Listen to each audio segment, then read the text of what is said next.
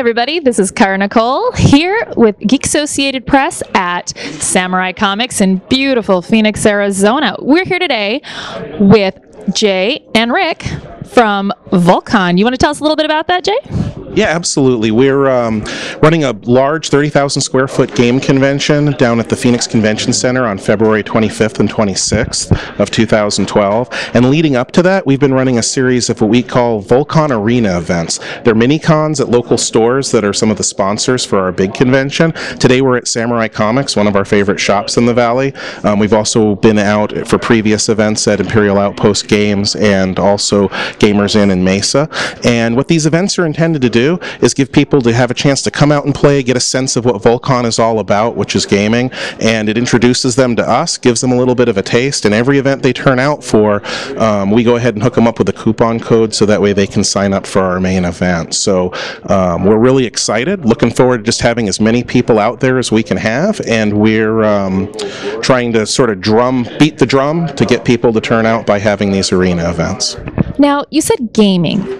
There's so many different types of gaming. What exactly are you referring to? Well, that is one of the battles that we continuously have, is when we say we're having a gaming convention, people just don't know if we're playing video games or what we're really doing. And we call it strategy gaming because basically what we're doing is we're playing that broad range of games that started with old Avalon Hill board games, you know, in the 50s and 60s and worked its way into Dungeons and Dragons in the 70s and Tunnels and Trolls, which is locally grown fantasy role-playing game, and then Steve Jackson games, card games, board games, Fantasy Flight games, Days of Wonders, one of our sponsors. Those are actually two of our sponsors. Miniatures games, like today we've got some folks out from the Tabletop Gaming Society, and they're running a Charge of the Light Brigade game. That's a fast, fun 15mm miniatures game where you charge into the jaws of death, and the game mechanics actually have Tennyson's poem built right into them, which is really cool.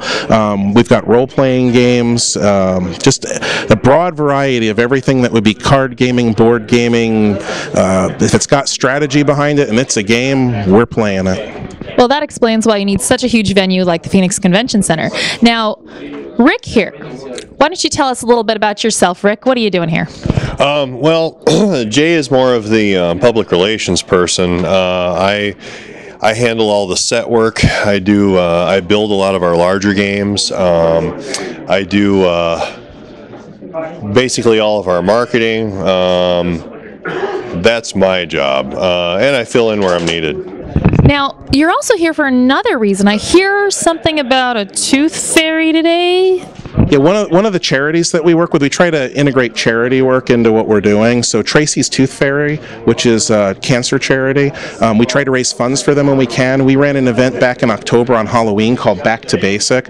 We played old school basic D&D from the 70s, and people dressed up in 70s outfits.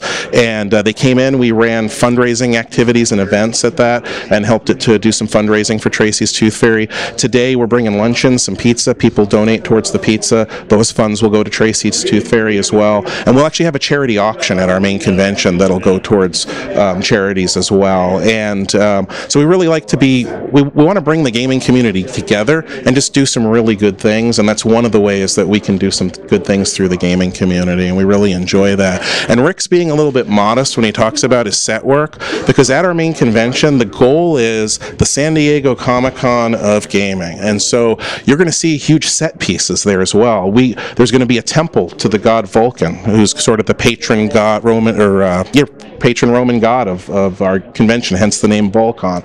And there's going to be a huge temple set piece there. When you enter our marketplace, where all the vendors are, you're going to have a Roman market entryway that you're going to enter through. So there are significant, huge set pieces that are part of the convention, and the goal is for it to be spectacle, fun, and gaming. Well, it sounds absolutely amazing. So is there any way that we can keep up on this online and find out where we go and how to get there and how much it costs and all these kind of interesting things? Absolutely. Our website, www.vul-con.com. Don't forget the dash. Thank you. And of course, we've got a Facebook presence as well. So look for Vul-Con on Facebook and you'll find us there. And we have a woefully ignored blog that's out there as well. But I'm hoping to get caught up on that sometime here in the near future. Well, thank you so much, Jay. It was so nice to meet you here and so nice to have you. So nice to have you, Rick. Keep up the good work, and we'll see you at Vul Con 2012.